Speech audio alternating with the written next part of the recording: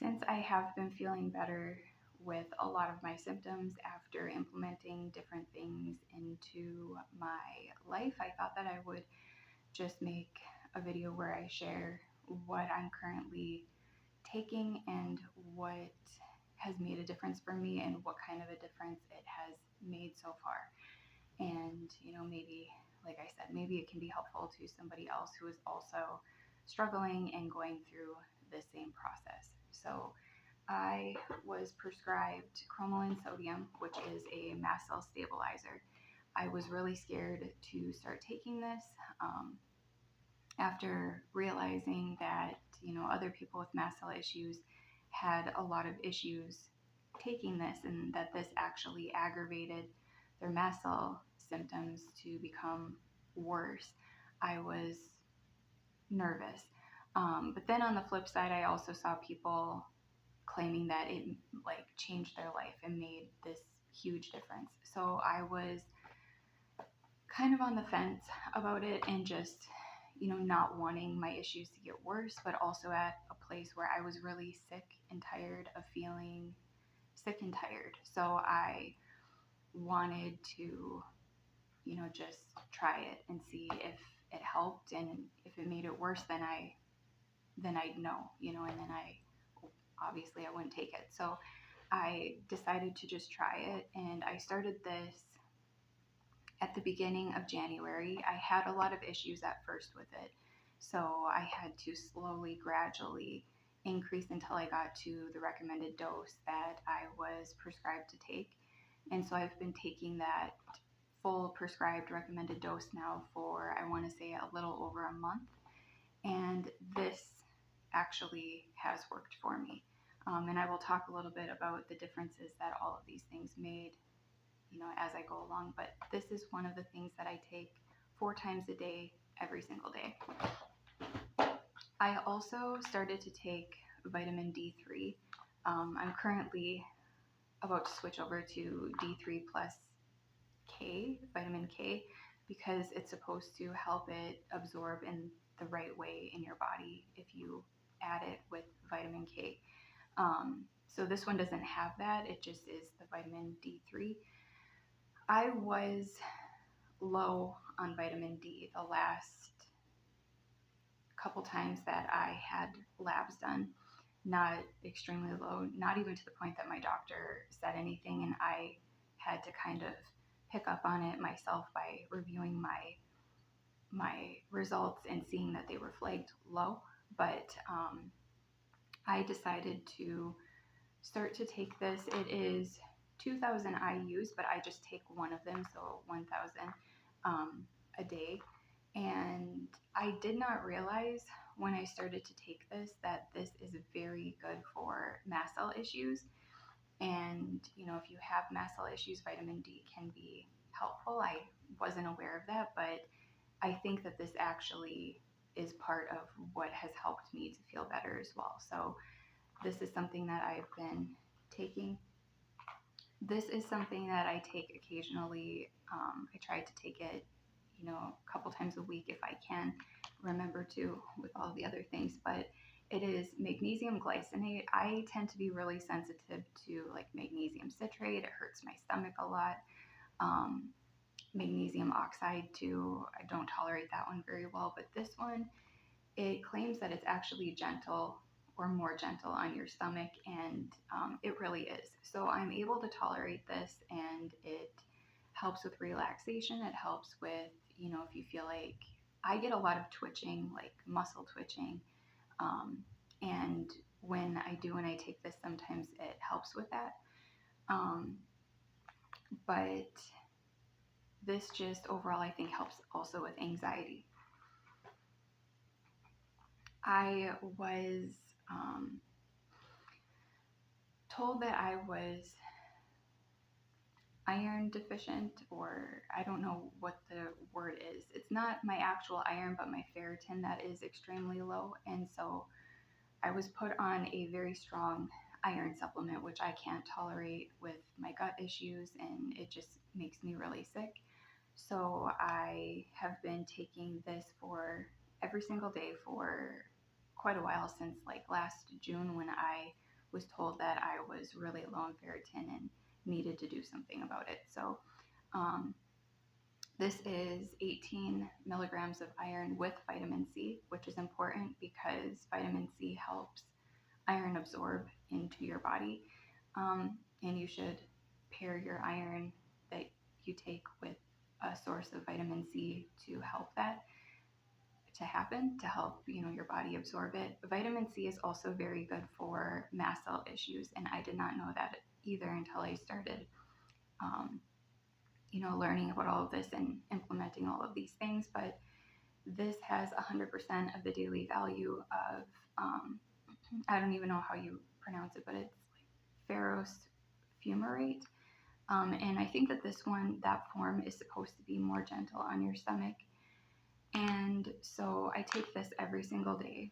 And sometimes I will eat these suckers along with it because these have a lot of vitamin C in it. So it is the Yum Earth elderberry. They are, they have actual just like vitamin C suckers as well, but these don't have any sort of allergens in them. They're dye free, all of that. And they contain, like I said, vitamin C. So sometimes I will do that for an added boost to help it to absorb into my body a little bit better.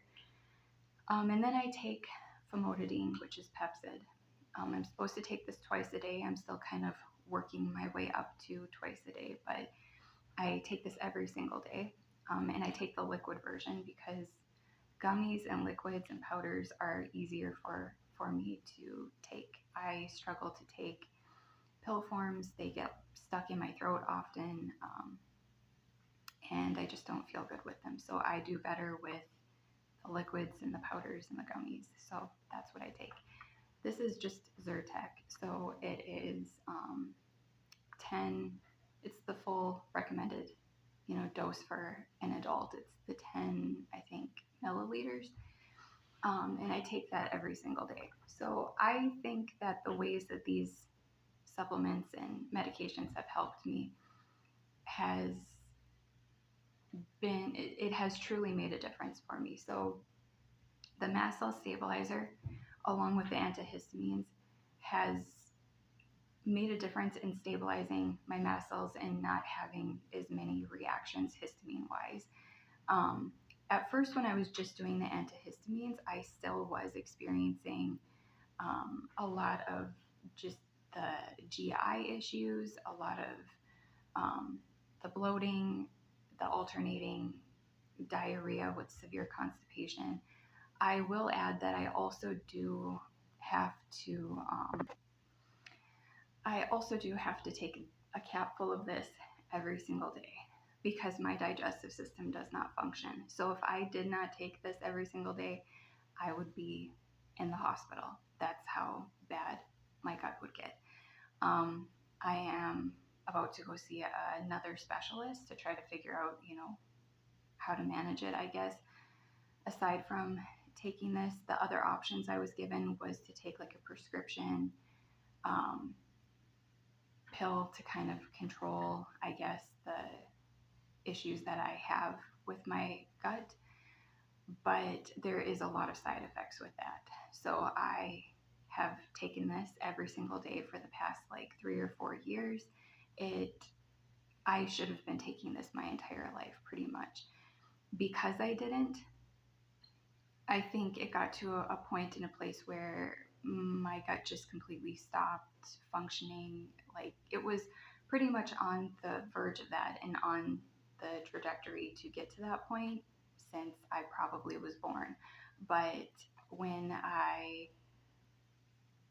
just never really, got the help that I needed for it, I think in my adult years it just spiraled out of control and led me to this place that I'm at now.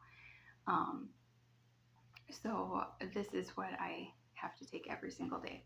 And this makes it so that it functions somewhat like a normal human being, I guess, is supposed to function, but still not entirely. So that is what I have to do with that. And the cromolyn sodium, the mast cell stabilizer, has helped to prevent me from having like the really bad stomach pain after I eat, the feeling like I have to run to the bathroom, because instead of having constipation, I would swing into diarrhea and just, after eating, I think foods higher in histamine, or if I had too much of a histamine overload in my system, it would just kind of flare up. So the cromolyn has really helped with that. It has helped to manage that in combination with a low FODMAP diet. I am not still strictly following low FODMAP, but I am still adhering to a lot of what is kind of recommended in terms of gluten-free, dairy-free, low fructose foods. So I really avoid fructose. There is nothing that I've been eating that contains fructose if I can help it. And if I'm able to check like what I'm eating and research it and everything, if I have fruits or vegetables, they are on the safe list of low fructose or no fructose. Um, and then I just stick to as gluten free as possible.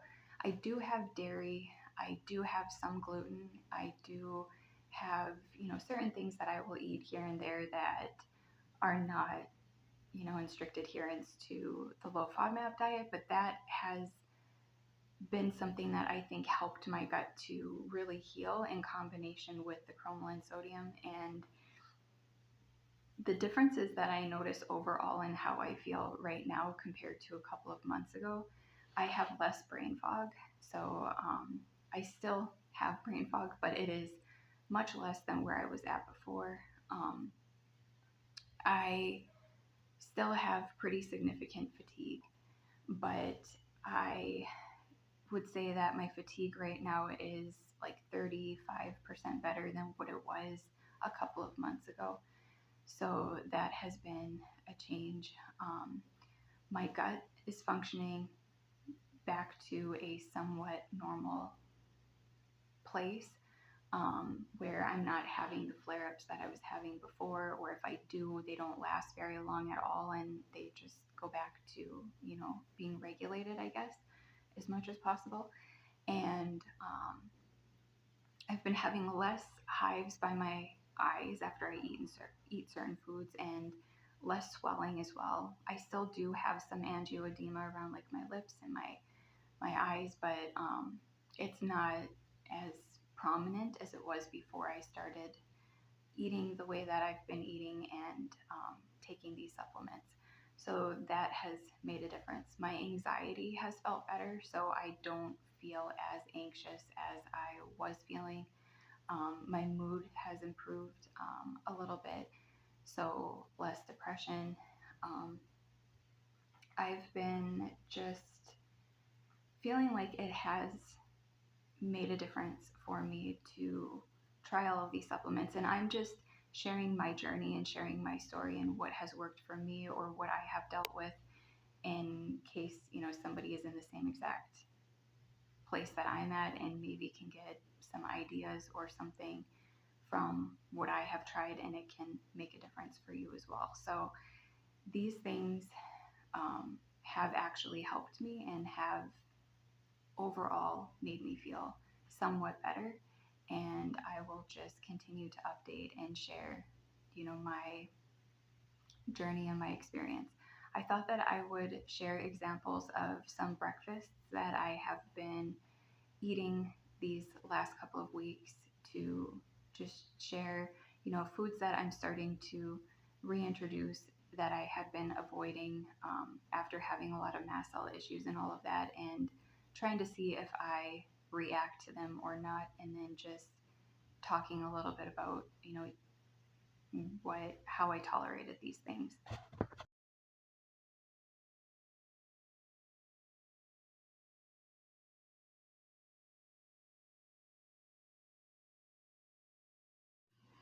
So overall, both of these breakfasts I've been able to tolerate pretty well, except for the oranges. So the oranges I was really hopeful about.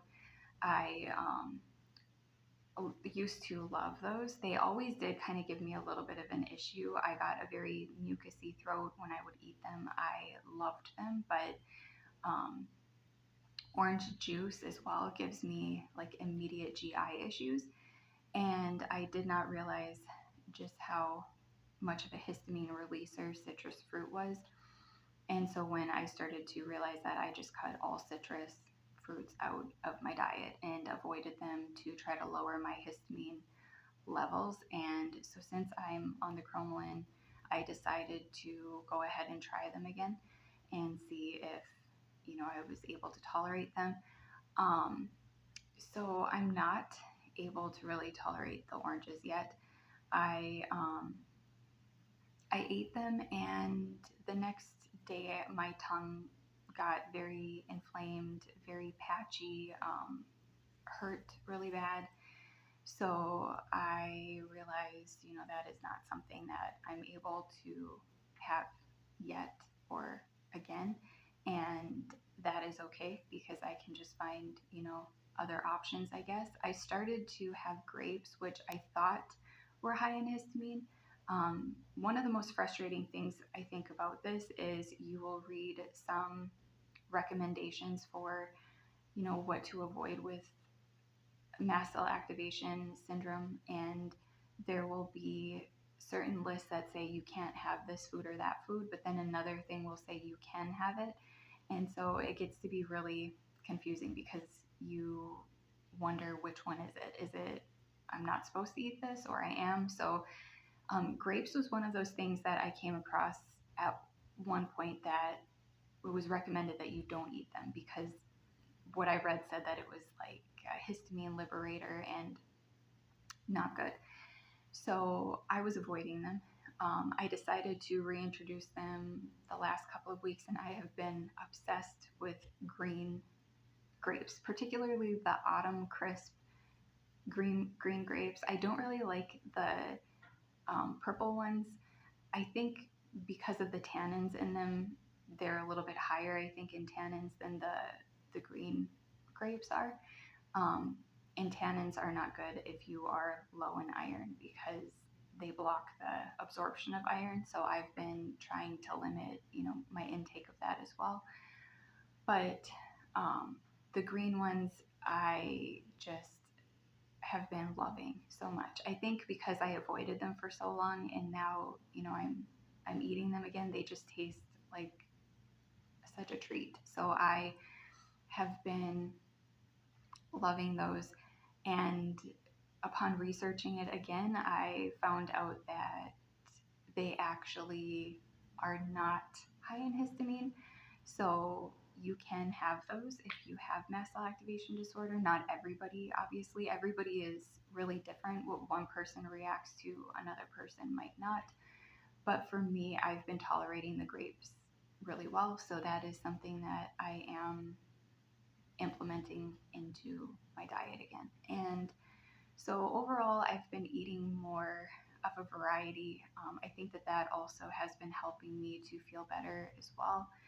And I'm hoping that, as the the days and the weeks and the months go on and all of these changes continue on, that I continue to feel better. And I will just update as I go along periodically how I'm feeling or what is making a difference for me. Um,